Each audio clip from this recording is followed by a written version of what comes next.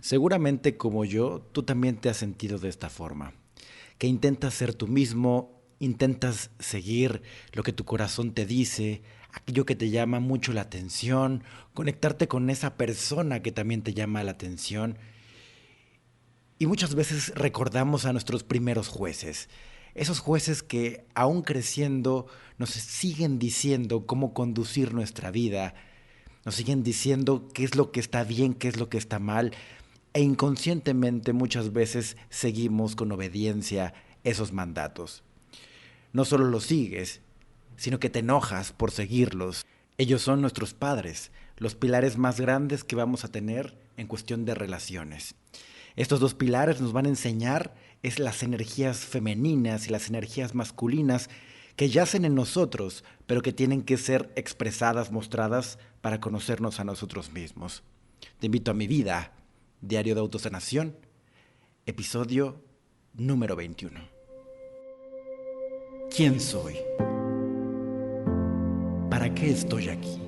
¿Qué es lo que hay detrás de todo esto que vivo? ¿Cómo puedo realmente vivir y dejar de sobrevivir? Quiero llenarme el corazón de vida. Si tú sientes este llamado, entonces este es tu espacio. Tu espacio de dicha. Este es el reencuentro con tu alma. Vendrás buscando respuestas, pero lo único que te llevarás será a ti mismo.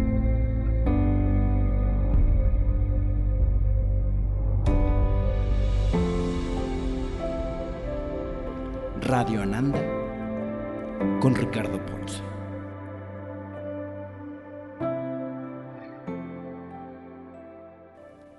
Bienvenido a Radio Ananda. En esta sección que tanto les gustó, muchísimas gracias por todos sus comentarios, por todos los mensajes que me mandaron, donde se identifican con mi vida, con lo que me ha pasado, y no es algo extraño. También por eso quería mostrarles todo esto. ¿Por qué? Porque obviamente todos vivimos lo mismo, nada más que cada persona piensa que su historia es mucho más dramática o más fuerte. Pero en realidad todos tenemos los mismos problemas de raíz, tenemos lo mismo que sanar, porque somos la misma especie, simplemente generando diferentes proyecciones de vida, pero en realidad y en profundidad es lo mismo. Por eso cuando vienen conmigo y me preguntan, oye Ricardo, yo quiero algo individual, no necesitas algo individual, porque vamos a ir en ese evento a la raíz de tu problema, que es el mismo de tu vecina, de tu vecino, de tu papá, de tu mamá, es el mismo. Así que simplemente ábrete y descúbrelo. Así de sencillo es. Mi nombre es Ricardo Ponce, este es el Diario de Autosanación, es el número 2. Ya hablamos de mi infancia, ya hablamos a grandes rasgos obviamente de mi juventud, de mi relación con mis padres, con mi familia, de cierta forma. Pero entramos en este punto de la relación con los padres que es tan importante y que va a marcar muchísimo también en tu despertar. Antes de llegar a mi despertar, que fue a los 26 años, los días antes del 26 hacia abajo, ¿cómo fue esa relación? ¿Cómo fue ese intento de querer salir de ahí? ¿Cómo fueron esos indicios de que ya estaba despertando algo en mí, de que había ya un alma queriendo expresarse? Seguramente tú lo has sentido. Ese llamado de tu alma a querer expresarse, a querer moverse. Y siempre tenemos estos dos jueces, estos dos pilares que son nuestros padres, que nos tratan de adecuar y de llevar por la educación que ellos han tenido, porque obviamente piensan que eso es lo correcto. Y ni siquiera para ellos seguramente les ha funcionado en totalidad, pero aún así ellos plantean que ese es el camino que tú tienes que seguir, porque en su perspectiva ellos perciben que tú no conoces nada, que tú no sabes nada, que eres una hoja en blanco que necesita ser llenada. Eso es un gran error, pero viene simplemente de la ignorancia de nosotros mismos. Porque de esta forma, entonces, como padres, intentamos llevar a nuestros hijos hacia un cierto lugar muy específico, pero de acuerdo a lo conocido. Lo que no saben estas personas es que dentro de nuestra cabeza, este pensamiento solo trabaja con base a lo conocido. Y el pensamiento siempre te va a llevar a sufrir. Entonces es como si lleváramos a nuestros hijos a sufrir, indudablemente. Porque no entras en una estructura, porque en este estándar no estás bien, y demás cuestiones clasificatorias donde obviamente vamos a salir mal librados todos. Así como en la escuela, cuando tú eras el último de la calificación, te sentías la persona más burra, la persona que no podía hacer absolutamente nada en su vida, y obviamente era muy hiriente. Este sistema educativo, esta forma de educar, obviamente es muy excluyente, y intentamos llevar a todos a una clasificación determinada cuando cada persona y cada ser tiene sus talentos muy distintos. Pero todos los intentamos llevar a un cierto cuadro, y cuando no cuadran ahí, entonces obviamente los menospreciamos, los tratamos como menos, los tratamos como tontos, y desde ahí esa misma persona se empieza a creer que es así y nunca sale de ese estado de conciencia. Eso es algo que hacemos muy común aquí en la sociedad. Entonces, tal como tú, yo también sentía esta represión, sentía estas ganas de yo querer ser yo mismo, pero a la vez veía que mis padres en la sociedad, en la religión, todo era muy diferente y que había algo más, obviamente. Eso me costó muchísimas discusiones. La verdad, yo me llevaba muy mal con mis padres, pero una relación muy, muy mala. No era un poco mal. Y hubo muchísimas situaciones que eso enfermó mucho más mi corazón y me hizo tener mucho más odio hacia ellos, porque yo no tenía miedo, como muchos de los seres humanos, de decir que tenían odio hacia ellos, porque era tan fuerte ese sentir que ni siquiera podía evitarlo. Era unas ganas de no querer estar cerca de ellos, unas ganas de mientras menos te vea mejor, unas ganas de por favor ya no vengas aquí a controlarme, a decirme qué tengo que hacer con mi vida, en qué tanto estoy mal todo el tiempo, por qué piensas que yo quiero saber qué es lo que tú piensas todo el tiempo sobre lo que yo hago, por qué piensas que tiene que ser así como tú piensas que es. Y entonces eran conflictos muy fuertes en los cuales todo el tiempo estábamos en constante lucha. Y también, como tenía dos hermanos menores, pues no quería de cierta forma que ellos pasaran por ese mismo shock en el cual yo ya estaba sintiendo, viviendo. Entonces mucha de esa etapa fue estar muy cerca de ellos, estar jugando con ellos, estar muy juntos los tres, para intentar como que nosotros tres llevar una vida diferente a la que veíamos todo el tiempo en la casa, que eran puros gritos, que era pura violencia, que era puros insultos desde que llegaban los padres a la casa. Era sentir un miedo por dentro, era sentir una angustia dentro de tu vientre, que obviamente no era nada agradable para un joven o para un niño. Y esa era la vida todo el tiempo, tener esa ansiedad de que tu padre o madre te tocara la puerta para regañarte sobre algo que habías hecho mal. Y toda esta consistencia, toda esta continuidad de que todo siempre está mal. ¿A qué creen esa generación que nos lleva? Todo está mal siempre, todo la estás cagando mal, todo lo que tú haces está mal. Obviamente en los mentes de los padres es: voy a señalarle este error para que mejore y entonces le vaya bien. Pero como nosotros los seres humanos lo sentimos, y cualquier joven que lo sienta hoy, o cualquier niño que lo sienta hoy, es como: tú no me aceptas, padre, tú no me aceptas a mí, y por lo tanto entonces yo por qué me tengo que acercar a ti cuando tengo un problema, o por qué yo voy a sentir que tú eres mi familia, o por qué yo voy a sentir que tú eres mi amigo. No, yo siento que eres como un policía que yo tengo en mi casa y que tengo que cuidarme de ese policía. Carajo, ¿cómo crees que le voy a tener confianza a ese tipo de persona? Seguramente tú también lo sentiste muchísimo, y tú también a lo mejor lo estás viviendo en este momento. Y así pasaron muchas cosas, y me acuerdo que yo era un ser humano que no quería ir a la iglesia y mi madre obligaba a todos a ir a la iglesia, si no nos daban dinero, si no nos daban lo que queríamos, y hasta que llegó un punto que dije yo prefiero no tener nada a ir a la iglesia, a algo que yo no quiero, que no me conecta, que no me siento bien ahí. Entonces desde ahí empezó un corte muy fuerte con mi familia también, porque ahora todos iban a la iglesia y yo era el que estaba fuera. Y yo seguí de la misma forma. Obviamente mi padre se acercaba a mí, me decía siempre, por favor, acércate a la iglesia. Me acuerdo cuando él me ayudó a generar mi revista deportiva que les había contado en Cancún. Pues él me prestó ese dinero y eso fue para mí algo muy, muy grande, porque era un sueño que yo tenía hacer. Era algo que me apasionaba muchísimo hacer. Pero recuerdo el día que me dio ese dinero, me dijo, te lo voy a dar, pero por favor, acércate a Dios.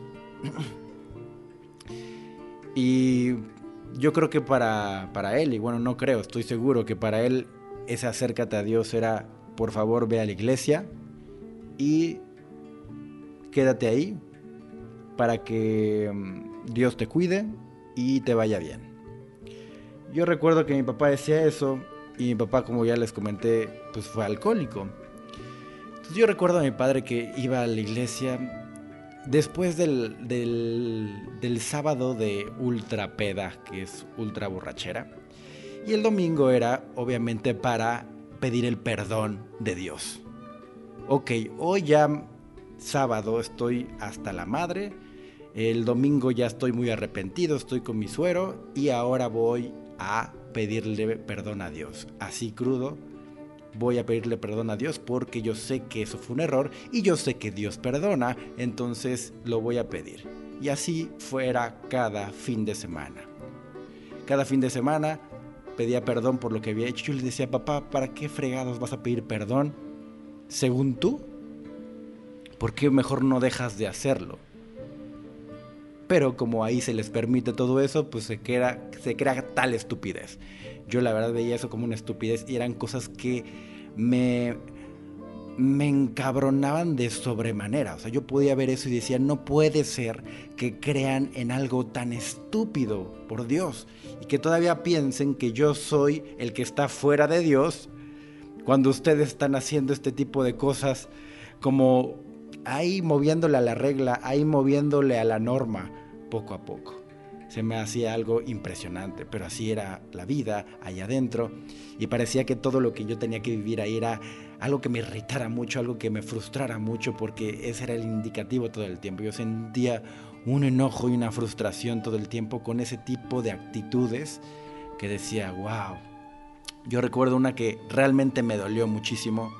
Una vez que mis padres estaban discutiendo y llegó a la violencia, todo eso, recuerdo muy bien. Y que yo llegué y le dije a mi madre, mamá, en verdad, vámonos. Yo te acompaño, vámonos de la casa. Vámonos tú y yo. Y deja a este cabrón a la chingada. Y ella sí, yo me pido perdón por todo lo que te he hecho sufrir, perdón por todo lo que te he dañado, yo sé, y ya nos abrazamos y todo muy bien. Y recuerdo que creo que ese día fueron a cenar ellos para solucionar las cosas. Y al siguiente día le digo, mamá, ¿qué onda? Vámonos, yo ya estoy listo. Y me dijo, tu padre y yo hemos hablado y nos hemos dado cuenta que tú eres el que nos quiere separar. Yo me quedé impresionado en ese momento y dije, ¿en verdad, mamá?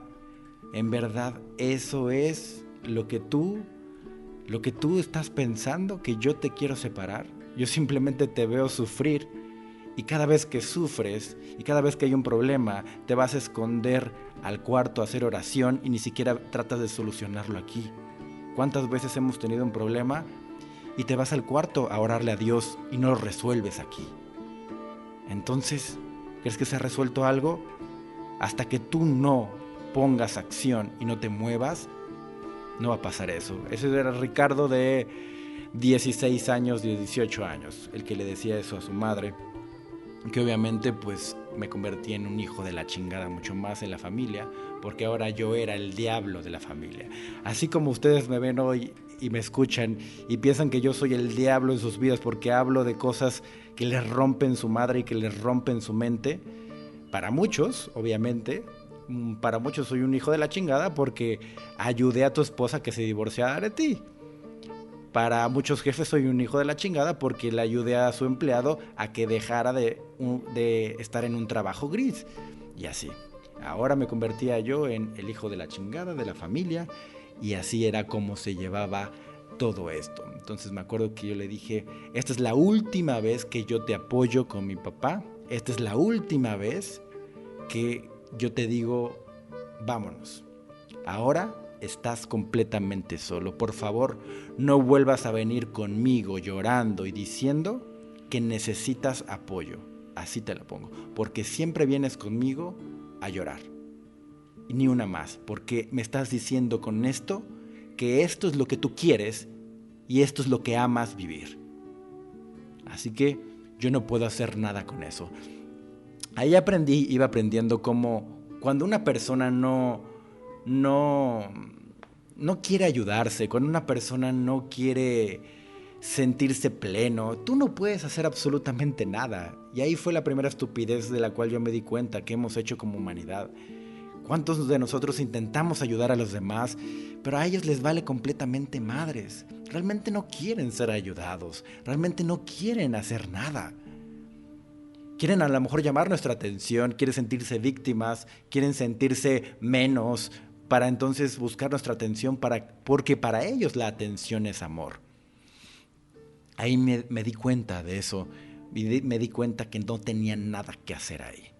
Entonces obviamente para este niño, para este joven, eso alimentó su cólera aún más, porque entonces ya lo estoy viendo más claro, no me importa lo que me digan los demás y me siento más enojado. Recuerdo que por ese tiempo fue más o menos cuando yo me lancé a los golpes con mi padre, que les conté en el episodio pasado. ¿Por qué? Porque ya tenía todo este coraje tremendo. Recuerdo que mi papá era neurótico también, al parte de alcohólico, y todo el tiempo estaba tomando pastillas para dormir. Y era una neurosis tremenda y siempre estaba viendo por el dinero, siempre estaba viendo que no se gastara más dinero y era una neurosis con eso. Entonces, si tú prendías el aire acondicionado en Cancún y hacía mucho calor y no le gustaba el tiempo que era o él percibía que no era necesario, te iba a reventar la puerta y te iba a apagar el aire. Así tú estuvieras sudando, le valía un comino. De ese tipo de cosas, seguir irritando con todo eso, obviamente yo me acuerdo que yo sentía mi sistema nervioso, recuerdo muy bien ese momento, que estaba todo el tiempo alterado, estaba todo el tiempo como que mi mano estaba activa, yo todo el tiempo movía la pierna izquierda, todo el tiempo la estaba moviendo. ¿Se acuerdan? Como cuando están sentados y como por ansiedad están moviendo la pierna, así el ojito a veces se me cerraba de la ansiedad. Y estaba yo siempre viviendo ansiedad, es como un estado de alerta total para ver en qué momento se jodía todo. Esa fue la parte principal y la parte como más de coraje, más de ira, y donde empiezas a decir, no puede ser posible en verdad que nosotros tengamos que seguir a nuestros padres. No es posible y yo no creo nada de eso. En ese momento yo pensaba, yo no voy a seguir yo no voy a seguir el camino de mi papá, yo no voy a seguir el camino de mi mamá, pero ni siquiera me gustan tantito ok, los admiro, voy tras ello. Ojalá hubiera tenido padres los cuales yo admiraba en ese momento. Pero no fue así, y qué bueno que no fue así, porque eso me hizo ser la persona que hoy soy. En ese momento recuerdo que ya era una cuestión de tanto enojo, de tanta ira y de tanta manipulación. Mi padre era una persona que cuando estaba tomando en la sala te decía, ve por una botella a no sé dónde, o vete por unos cigarros a no sé dónde, llévate el coche. Y le decía, no papá, no tengo ganas, estoy viendo el partido. Ve, o si no, en la noche no te lo presto para que salgas. Yo recuerdo que esa me la hizo 1000 veces y así es como él manejaba su manipulación en cuestión del dinero. Entonces yo un día dije, ¿qué pasaría si yo un día no necesito nada de su dinero? ¿Qué pasaría si yo un día no necesito nada de eso que él está requiriendo? ¿Cómo entonces él se acercaría a mí o cómo me vería a mí? Hoy me ve como su empleado, hoy me ve como su asistente, hoy me ve como un plebeyo, así de fácil. No me ve como su hijo, me ve como alguien menor a él. Le voy a cambiar la jugada. Entonces un día me dijo, ve por la botella de vino. Le dije, no. Pues no tienes coche. Dijo, pues no tengo coche. Y que se chingue el coche. Me acuerdo que le dije. Dije, bueno, pues tú verás cómo le haces. A ver cómo te va. Ahí tu niño fresa yéndote en taxi. Y después me iba en taxi todos los pinches días andaba yo en taxi. Me decían el rey del taxi. Recuerdo que hasta mi papá se burlaba de eso porque yo le decía, yo me voy en taxi. Y entonces acabó esa manipulación. Y recuerdo la siguiente vez que él requería algo de mí o él me quería castigar con algo, pues no tenía nada. Ya no tenía ningún arma, entonces ya no sabía qué hacer y yo entonces podía expresarme mucho más. Me sentía tan libre porque ya ahora podía expresarme mucho más, porque ya podía ser más yo, un poquito más yo. ¿Me explico? Ahí fue esos momentos dentro de mi casa donde empezaba yo a ya despertar. Ahí ya empezaba ya a despertar. Ahí yo ya empezaba a mover muchas cosas que después van a encontrar en este episodio, en esta sección de Radio Ananda. Porque en un momento a los 21 años me fui de la casa, como les conté en el episodio pasado, que llegó la policía y todo, y me fui con mi mejor amigo y pusimos una empresa ahí. Pusimos la empresa y nos fue muy bien, pero vino Vilma, que fue el huracán más fuerte de México, que rompió todo, deshizo toda la ciudad. Y yo tuve que regresar a mi casa, a la casa de mis padres. Y entonces eso fue un golpe a mi ego durísimo. Estuve ahí, realmente podría decir que deprimido 3 meses fácil. 3 meses de que no quería salir de la cama. Y después de ahí empezó a surgir la revista. Y fue cuando me despertaba en las noches a escribirla, a hacer varios bosquejos. Y empezó a moverse todo eso. Sin dinero obviamente, ya después mi padre me ayudó con eso. Y eso fue una gran escuela. Pero en este momento, ya que te platico, en estos momentos donde iba cortando esa manipulación, esa dependencia, donde me decían, bueno, pues no te voy a dar dinero para que salgas.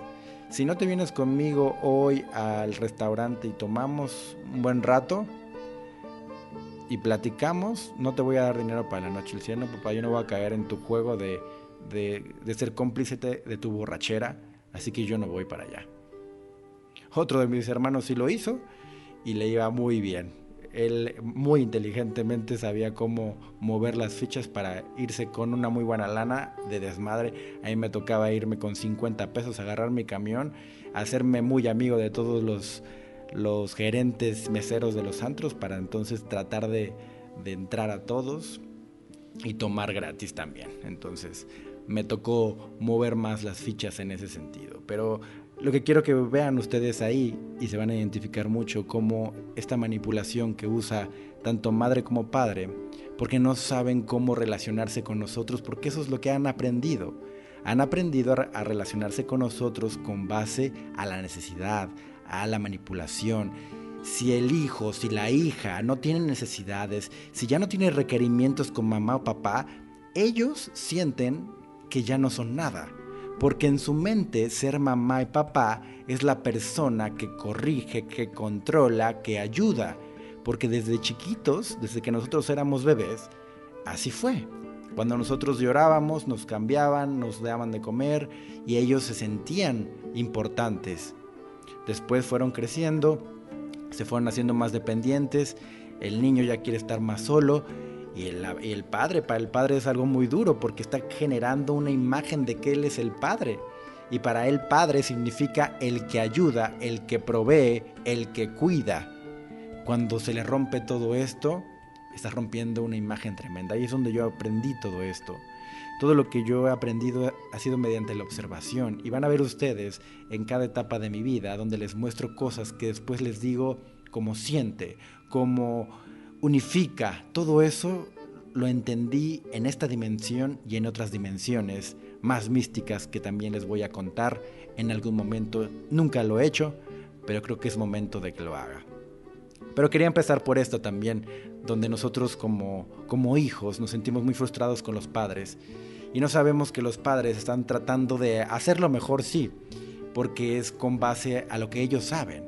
Pero si se conocieran esos padres, sabrían que no existe eso conocido, no existe ese camino a cual llevar a tu hijo. Y que entre más lo quieras llevar, más lo estás apartando de ti porque él se siente más rechazado. No se siente amado, se siente rechazado. Porque él percibe que tú piensas que entonces él es un idiota por no saber lo que siente, por no saber lo que quiere. Y que eso que quiere también es una estupidez, porque es algo que no tiene valor. ¿Me explico?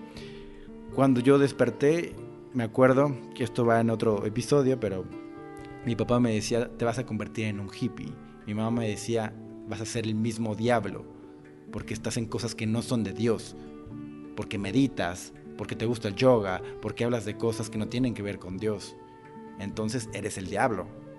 Y me hacía exorcismos, literalmente, con su Biblia me hacía exorcismos en la casa. Entonces, imagínense la separación, el rechazo, cómo todo eso puede ser verdad. Cómo de la división, del separar un hijo, del rechazarlo, eso puede ser amor. Y ustedes se creen que eso es amor. Vean cómo hay tanto que sanar, cómo hay tanto que aprender de nosotros mismos. Si tú te sanas, si tú te conoces a ti mismo, no vas a tener este problema. No vas a llevar a tus hijos por tu estructura, sino simplemente los vas a observar y los vas a llevar de la mano a donde ellos quieran ir. Y si eso a ti te causa conflicto, sana tú, padre, ese conflicto. Y deja que tu hijo experimente también su propio conflicto. De esa forma va a madurar y tú también. Y no van a ser dos seres miedosos que están tratando de cuidarse de toda la vida, de toda la humanidad. No, van a ser dos seres integrales que se van a amar a profundidad. Hasta aquí llegamos con este episodio de Radio Ananda, la sección Diario de Autosanación, donde hablamos sobre la relación con los padres.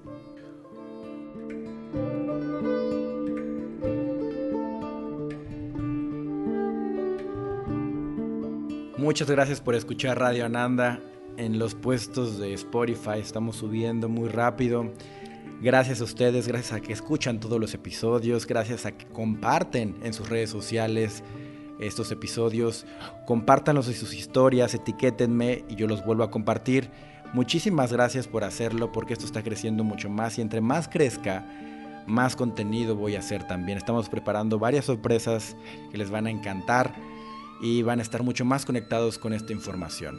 Acuérdense que si quieren profundizar mucho más, entra a la escuela en línea, escuela.ricardoponce.com. Ahí vas a poder ver 9 conferencias, toda mi certificación que son 6 cursos y cursos exclusivos como el de sexualidad, el de las emociones engordan y próximamente el del abandono del padre. Les mando un abrazo muy fuerte, manténganse bien abiertos de corazón, manténganse bien atentos a esta vida. Disfruten de toda esta vida, que solo tienen esta vida y nada más. Así que abrácenla con todo su amor y su pasión y procuren siempre la paz en su corazón. Mi nombre es Ricardo Ponce y nos vemos en todos lados.